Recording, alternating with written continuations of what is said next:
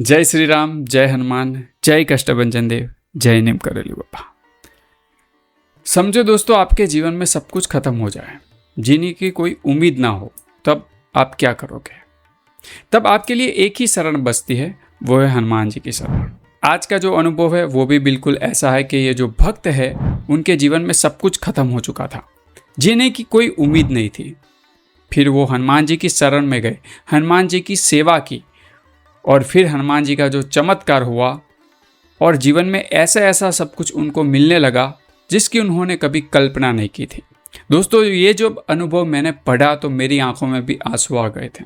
दोस्तों, वीडियो में आगे बढ़े उससे पहले कमेंट बॉक्स में जय श्री राम लिख दीजिए और वीडियो को ज़्यादा से ज़्यादा शेयर करें और लोगों को भी हनुमान जी की भक्ति में जोड़े। तो चलिए दोस्तों, बिना देरी करे आज के इस अनुभव में आगे बढ़ते हैं। दोस्तों, ये जो अनुभव है वो राजस्थान से है और जिस भक्त ने हमें अनुभव भेजा है उनका नाम सागर है। वो कहते हैं कि भैया, मेरे जीवन में तकलीफ ख़त्म होने का नाम ही नहीं ले रही थी। बचपन से मैंने संघर्ष ही किया है, सब कुछ मैंने खोया, मेरा सब कुछ चला गया था। बचपन में मैं छोटा था, 5 साल का, तब मेरे पिताजी का देहांत हो गया। उसके बाद माताजी ने दूसरी शादी कर ली और मुझे अपनी दादी के पास छोड़कर चली गई। मेरी दादी ने मुझे बड़ा किया। मैंने बचपन से ही भैया दुख ही देखा है मैंने। मेरी दादी मुझे पढ़ाती थी, दादी ने मेरे लिए सब कुछ सैक्रिफाइस किया। उनकी सारी खुशियाँ उन्होंने छोड़ दी मेरे लिए और मुझे पढ़ाने में लग गई। वो चाहती थी कि मैं आगे बढ़ूं और इस तकलीफ से बाहर निकलूं। कई बार वो मुझे देखकर रोती थी और मुझे भी ऐसा लगता था कि मेरे लिए मेरी दादी ही सब कुछ है। भैया, बचपन में जब मैं स्कूल में जाता था तो दूसरे लोगों के पेरेंट्स देखकर मेरी आंखों में आंसू आ जाता था। मुझे भी ऐसा लगता था कि काश मेरे माँ बाप होते, लेकिन वो सुख मुझे मिला ही नहीं। लेकिन मुझे एक सुख मिला कि मेरी दादी मुझे बहुत प्यार करती थी। दादी ने मुझे पढ़ाने में सब कुछ किया, लेकिन फिर मैंने 12वीं के बाद पढ़ाई छोड़ दी क्योंकि मैं ये चाहता था कि मैं अब मेरी दादी को सपोर्ट करूं। इसीलिए मैंने छोटी मोटी जॉब करना शुरू कर दिया और जीवन ऐसे चल रहा था। मैं और मेरी दादी बहुत खुश थे, लेकिन अचानक से मेरे जीवन में एक दिन ऐसा आया कि मेरा सब कुछ चला गया। 2022 मेरे लिए मुसीबतों से कम नहीं था। 2022 में वो हुआ जो मैंने कभी सोचा नहीं था। 2022 में मेरी जो दादी थी वो अचानक से उनको अटैक आया और वो इस दुनिया को छोड़कर चली गई। मेरे जीने की एक उम्मीद थी, वो भी चली गई। अब मैं किसके सहारे जीऊँ, किसके लिए जीऊँ?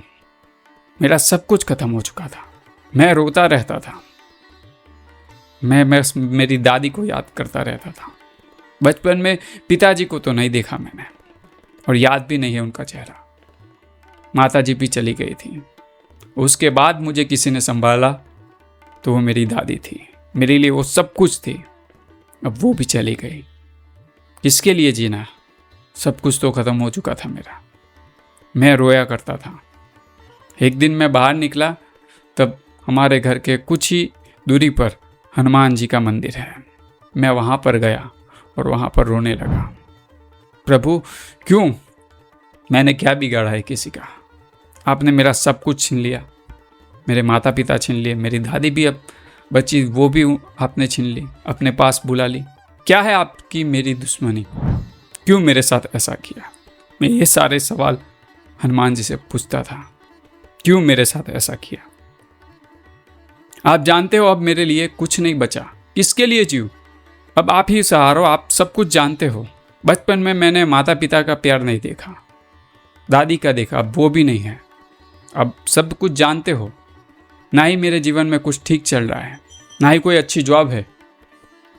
अब क्या करूं मैं? किसके लिए जीऊं?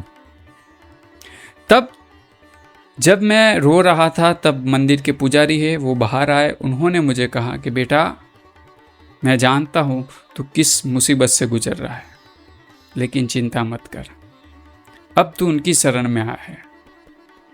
अब उनकी शरण में आया है तो तुझे रोने की कोई ज़रूरत नहीं, वो सब कुछ ठीक कर देंगे। आज जो तेरा गया है वो भी तुझे वापस जरूर देंगे, सुध के समेत तुझे देंगे। तू चिंता मत कर, बस भरोसा रख, रोज यहाँ पर आया कर। उसके बाद फिर मैं रोज हनुमान जी के मंदिर जाने लगा और मंदिर को जो पुजारी है वो कहते थे, इस तरह से मैं हनुमान जी की सेवा रोज करता था। हनुमान जी की सेवा करता गया, जैसे जैसे वो पुजारी जी बताते थे वैसे मैं सेवा करता गया।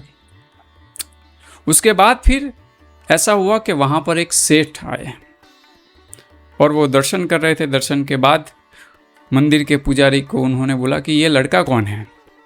तो पुजारी जी ने कहा कि उसके माता पिता है ही नहीं, अब दादी थी वो भी चली गई, अब ये छोटी मोटी जॉब करता है और फिर यहाँ पर आ जाता है और ये सेवा करता रहता है। आपके पास कोई जॉब हो तो उस बच्चे को ले लीजिए, ऐसा पंडित जी ने कहा। सेठ ने बोला कि बेटा तू ऐसा कर, तू कल आ जाना मेरी ऑफिस। उन्होंने एड्रेस दिया और मैं फिर दूसरे दिन हनुमान जी के मंदिर गया, हनुमान जी का आशीर्वाद लिया और फिर जहाँ पर बुलाया था वहाँ पर मैं उनकी फैक्ट्री पर पहुँच गया। उन्होंने बिना कुछ कहे मुझे जॉब पर रखवा लिया। मैं धीरे धीरे वहाँ पर काम करता गया और वो मुझे सैलरी तो देते थे, लेकिन मेरा काम देखकर उन्होंने सैलरी भी बढ़ाई और मुझे रहने के लिए घर भी दिया और मुझे एक बेटे की तरह ही वो मुझे रखते थे। छोटी छोटी बातों का वो मेरा ध्यान रखते थे। ऐसे करते करते 2 साल बीते। 2025 की बात है। 2025 की स्टार्टिंग में मुझे वहाँ पर एक लड़की मिली जो वहाँ पर जॉब करती थी। उसने मुझे कहा कि हमारी बातें पहले चलती थी, लेकिन उस लड़की ने मुझे कहा कि मैं आपको पसंद करती हूँ और आपके साथ शादी करना चाहती हूँ। लेकिन मैंने उसे कहा कि मेरे पास कुछ है ही नहीं, तू मेरे पीछे अपनी ज़िंदगी मत बर्बाद कर। ना मेरा घर है, ना ही और कुछ है मेरे पास। तो फिर उस लड़की ने बोला कि नहीं, मैं मेरे माता पिता को बात करूँगी। मैंने बोला करना, जैसे भगवान की इच्छा, बजरंगबली ने चाहा तो होगा, वरना उनकी मर्जी। मैंने उस बात पर ध्यान ज़्यादा नहीं दिया। मैं तो रोज़ हनुमान जी की पूजा में लगा रहता था और जॉब करता रहता था। वो जो लड़की थी उन्होंने उनके घर वालों से बात की। घर वालों ने बोला कि बेटा उसके साथ शादी करके तुझे क्या मिलेगा, ना उसके पास रहने को घर है ना कुछ है, तो क्यों अपनी ज़िंदगी बर्बाद करना चाहती है। इस तरह से बात की। पहले वो खिलाफ थे इस बात से। जैसे जैसे समय बीतता गया और फिर एक दिन अचानक से 5-6 महीने हुए गए और अचानक से वो लड़की एक दिन आई और सुबह में मेरे पास आई और बोली कि आज शाम को यहाँ से जब जॉब से छुट्टी हो जाए तब मेरे घर पर तुम्हें आना है। तो मैंने बोला ठीक है। तो उसके बाद मैं छुट्टी के बाद उनके घर पर गया। घर वालों ने मुझे देखा, उनको मैं पसंद आया और बात सारी हुई। उन्होंने बोला कि चिंता मत कर बेटा, सब कुछ ठीक हो जाएगा। और फिर आखिरकार 2025 दिसंबर में मेरी शादी उसी लड़की से साथ हो गई। और मैंने सोचा नहीं था कि मेरी शादी इस तरह से होगी। मेरी शादी में सारा खर्चा जो मेरे सेठ है उन्होंने उठाए। पंडित जी भी वहाँ पर आए थे, सब लोग आए थे वहाँ पर।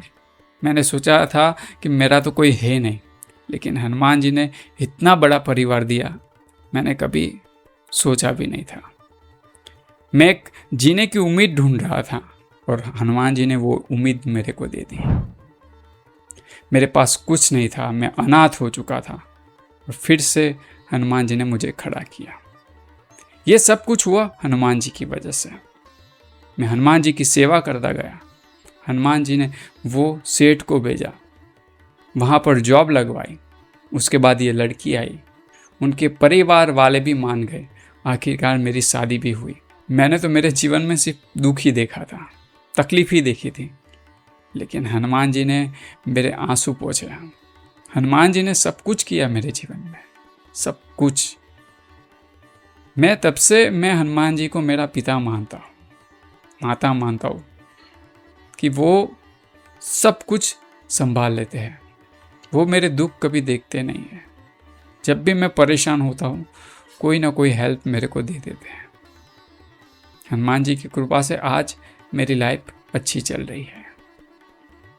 मैं सभी को बोलता हूँ कि जीवन में जब भी समस्या आए, जब भी तकलीफ आए, तो हनुमान जी की शरण में चले जाइए। वो सब कुछ आपको देंगे, आपने सोचा भी नहीं होगा वो देंगे, जैसे मेरे जीवन में दिया। बस आप हनुमान जी से जुड़े रहें, बस इतना ही कहना चाहता हूँ। तो ये भैया मेरा अनुभव था। जय श्री राम। तो देखा दोस्तों, जीवन में जब कोई रास्ता ना बचा हो, सब कुछ खत्म हो चुका हो, लगता है कि मैं अंदर से टूट चुका हूँ, तब हनुमान जी को अपना बना लीजिए। यही वो सत्य है। बाकी तो ये सब मोह माया है। जीवन में हम सिर्फ अपना कर्म निभाने आए हैं, और सच्चा प्यार हनुमान जी से करिए, वो सब कुछ संभालेंगे, चिंता मत करिए। दोस्तों, जब मैंने ये अनुभव पढ़ा तो मेरी आंखों में से आंसू आ गए। इस भक्त ने कितनी तकलीफ झेली, आखिरकार हनुमान जी ने सब कुछ उनके जीवन में ठीक किया। ये हनुमान जी ही कर सकते हैं। तो दोस्तों, आपको भी ऐसा लगे कभी कि जीवन में सब कुछ खत्म हो चुका है, अब कुछ नहीं बचा, तब हनुमान जी की शरण में चले जाइए, वो सब देख लेंगे। तो दोस्तों, आप भी अपने घरों में राम नाम का जाप करें, हनुमान चालीसा का पाठ करें और साथ ही साथ अच्छे कर्म करते रहें। ऐसे ही हनुमान जी से जुड़े अनुभवों के साथ फिर से लौटेंगे। तब तक के लिए जय श्री राम, जय हनुमान, जय कष्टभंजन देव, जय नीम करोली बाबा।